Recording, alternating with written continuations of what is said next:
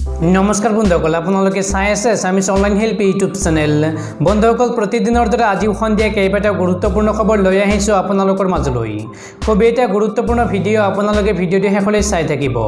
বন্ধুসকল প্ৰথম খবৰটি হৈছে আজি ৭৪ সংখ্যক স্বাধীনতা দিৱস পালন কৰিলে দেশবাসীয়ে। प्रधानमंत्री नरेंद्र मोदी लाल किल्लात पताका उत्तोलन करी देशवासीक उद्देश्य दिले भाषण।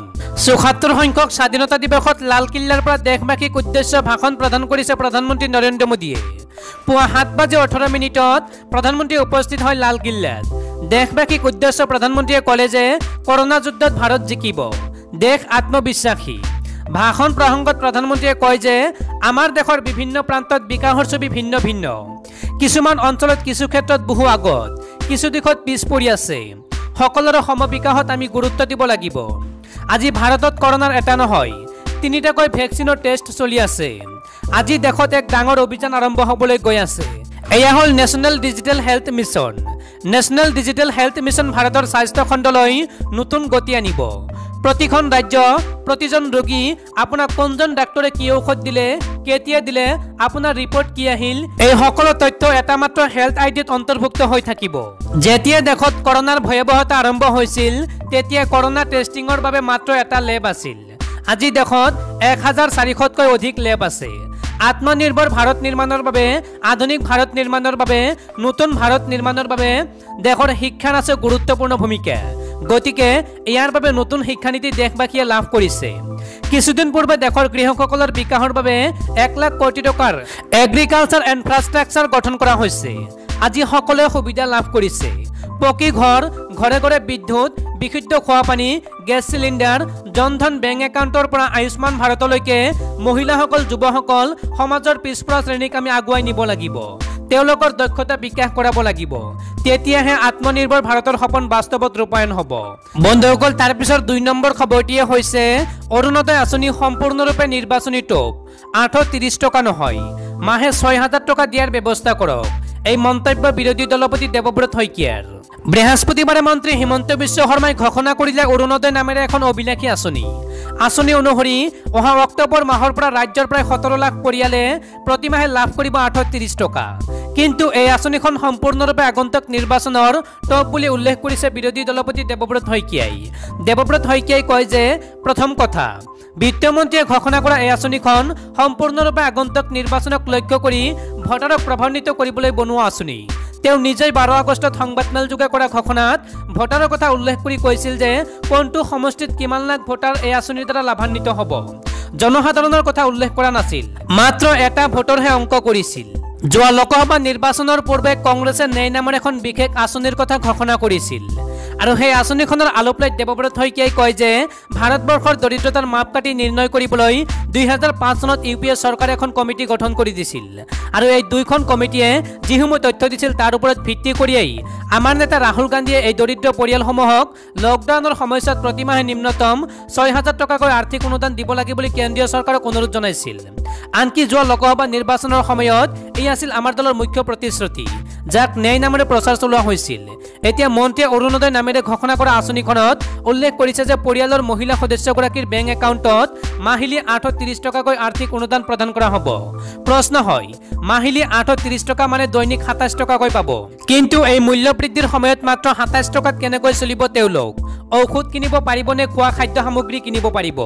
দেৱব্ৰত শইকীয়াই এই প্ৰশ্ন কৰাৰ লগতে চৰকাৰক ন্যায় আঁচনিৰ লগত সংগতি ৰাখি প্ৰতিটো হিতাধিকাৰী পৰিয়ালক নিম্নতম 6000 টকাকৈ মাহিলী আৰ্থিক অনুদান প্ৰদান কৰাৰ ব্যৱস্থা কৰিবলৈ দাবী জনায়। ইয়াৰ উপৰি মাত্ৰ দৰিদ্ৰ সীমাৰেখাৰ তলৰ পৰিয়ালকে নহয়, নিম্ন মধ্যবিত্ত পৰিয়ালকো এই আঁচনিৰ ভিতৰত অন্তৰ্ভুক্ত কৰিবলৈ দাবী জনাইছে বিৰোধী দলপতিগৰাকীয়ে। বন্ধুসকল, তাৰ পিছৰ 3 নম্বৰ খবৰটিয়ে হৈছে মাহটোৰ ভিতৰতে সৰ্বাধিক হ্ৰাস পালে সোণৰ মূল্য। মাত্ৰ এদিনতে কমিল বহুত টকা। সোণৰ মূল্য একেৰাহে 2টা দিনৰ বাবে হ্ৰাস পালে। 2টা দিনত সোণৰ মূল্য 2500 টকা পৰ্যন্ত হ্ৰাস পাইছে। বুধবাৰে ৰূপৰ মূল্যও কিলোত 5000 টকা পৰ্যন্ত হ্ৰাস পায়। আন্তঃৰাষ্ট্ৰীয় বজাৰত সোণৰ মূল্য যোৱা 7 বছৰৰ ভিতৰত সৰ্বাধিক হ্ৰাস পোৱাৰ পিছত ঘৰুৱা বজাৰতো এতিয়া হ্ৰাস পাইছে মূল্য। মঙলবাৰৰ পিছত বুধবাৰেও দিল্লীত সোণৰ মূল্য প্ৰতি 10 গ্ৰামত 1000 টকা পৰ্যন্ত হ্ৰাস পাইছে। আনহাতে 1 কিলোগ্ৰাম ৰূপৰ মূল্যত প্ৰায় 5172 টকা পৰ্যন্ত হ্ৰাস পাইছে। বিশেষজ্ঞসকলৰ মতে বিদেশৰ বজাৰত সোণৰ মূল্য 7 বছৰৰ পিছত এনেদৰে বৃহৎ হ্ৰাস পাইছে। বৰ্তমানৰ হ্ৰাস পাই আছে সোণৰ মূল্য। বুধবাৰে দিল্লীৰ বজাৰত 99.9% বিশুদ্ধ সোণৰ দাম প্ৰতি কিলোগ্ৰামত 54,174 টকাৰ পৰা নামি 52,946 টকা হৈছিল। আজিৰ দিনটোতো হ্ৰাস পাই হৈছে গৈ 52,260 টকা। কিয় হ্ৰাস পাইছে সোণ ৰূপৰ মূল্য? বিশেষজ্ঞ তপন পেটেলে কোৱা মতে আমেৰিকান ডলাৰতকৈ টকাৰ মূল্য অধিক সুস্থিৰ হোৱাৰ বাবে সোণৰ মূল্য হ্ৰাস পাইছে। ভাৰতৰ বজাৰত কিমান সস্তা হ'ব সোণ?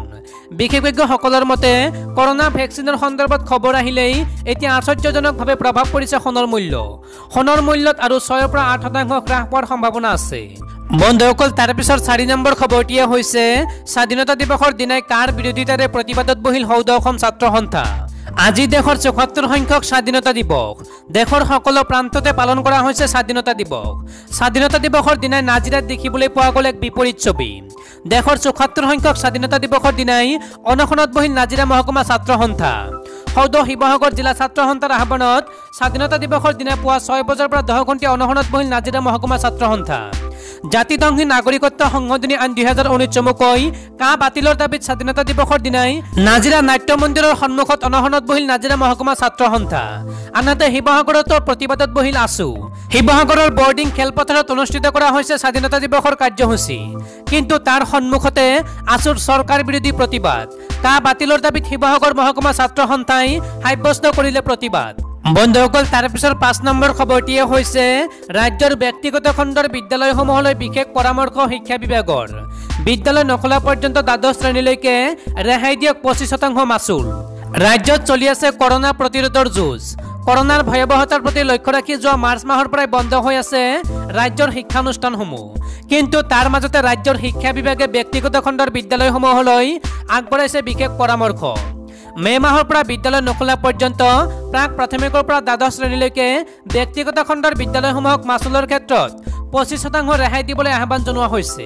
এই কথা টুইটাৰ যোগে জনাইছে শিক্ষামন্ত্ৰী ডক্টৰ হিমন্ত বিশ্ব শৰ্মাই। ইফালে অহা 1 ছেপ্টেম্বৰৰ পৰা ৰাজ্যৰ শিক্ষানুষ্ঠানসমূহ আকৌ আৰম্ভ হোৱাৰ সম্ভাৱনা আছে, যাৰ বাবে ইতিমধ্যে ৰাজ্যৰ শিক্ষা বিভাগে জাৰি কৰিছে কেতবোৰ নীতি নিৰ্দেশনা। বন্ধুসকল, তাৰ পিছৰ 6 নম্বৰ খবৰটিয়ে হৈছে কংগ্ৰেছে মাৰিলে নেকি কভিনৰ শেষৰটো গজাল। কি ক'লে মন্ত্ৰী হিমন্ত বিশ্ব শৰ্মাই? সমাগত বিধানসভাৰ নিৰ্বাচন 2021 বিধানসভাৰ নিৰ্বাচনৰ দিন চুমু চাপি অহাৰ লগে লগে এতিয়া সাহসীয় বিজেপি আৰু কংগ্ৰেছ দলৰ মাজত যি বাক বিতণ্ডা সেয়া তীব্ৰতৰ হোৱা পৰিলক্ষিত হৈছে। বিশেষকৈ ৰিপুণ বৰাই যদি কোনো কথাত হিমন্ত বিশ্ব শৰ্মাক আক্ৰমণৰ লক্ষ্য কৰি লৈছে, তাৰ পাছত তাক লৈ আকৌ সৰব হৈ পৰে মন্ত্ৰীগৰাকী। 2021 বিধানসভা নিৰ্বাচনৰ পূৰ্বে বিৰোধী কংগ্ৰেছ আৰু AIUDFৰ মাজত মিত্ৰতাৰ কথা ইতিমধ্যে চূড়ান্ত হৈ পৰিছে। তাক লৈ যেন মুঠেও সন্তুষ্ট নহয় স্বাস্থ্যমন্ত্ৰী ডক্টৰ হিমন্ত বিশ্ব শৰ্মা। শুকুৰবাৰে গুৱাহাটী মেডিকেল কলেজত বিজেপিৰ নেতা কৰ্মীৰ মাজত অনুষ্ঠিত হোৱা প্লাজমা দান অনুষ্ঠানত অংশ লৈ সংবাদ মাধ্যমৰ আগত কংগ্ৰেছ আৰু AIUDFৰ মিত্ৰতাৰ সন্দৰ্ভত সৰব হৈ পৰে স্বাস্থ্যমন্ত্ৰীগৰাকী। হিমন্ত বিশ্ব শৰ্মাৰ মতে কংগ্ৰেছ আৰু AIUDFৰ মিত্ৰতা কেৱল 6 নং দফা বুলিয়েই নহয়, এইটো এটা আত্মঘাতী পদক্ষেপ। ইপিনে এইবাৰ কংগ্ৰেছ আৰু AIUDFৰ মিত্ৰতা হলে কংগ্ৰেছে পূৰ্বে লাভ কৰা ভোটৰ হাৰতকৈও এইবাৰ ভোটৰ হাৰ একেবাৰে কমি যাব বুলি দাবী কৰে মন্ত্ৰীগৰাকীয়ে। তেওঁ কয় যে কংগ্ৰেছ দলৰ অসমীয়া মানুহৰ মাজত ৰৈ যোৱা যি প্ৰভাৱ আছিল এইবাৰ বিধানসভাৰ নিৰ্বাচনত সেইখিনি নোহোৱা হ'ব। কংগ্ৰেছৰ যদি কৰবাত 1-2% ভোট ৰৈ গৈছিল সেইখিনি নোহোৱা হৈ যাব, মন্ত্ৰীগৰাকীয়ে এইদৰে কয়। বাকী যি নহওক, মন্ত্ৰীগৰাকীৰ এই মন্তব্যৰ পৰা স্পষ্ট হৈ পৰিছে যে কংগ্ৰেছে AIUDFৰ সৈতে মিত্ৰতা কৰিলে কংগ্ৰেছৰ কফিনৰ শেষ গজালটো নিজেই মাৰি ল'ব নেকি।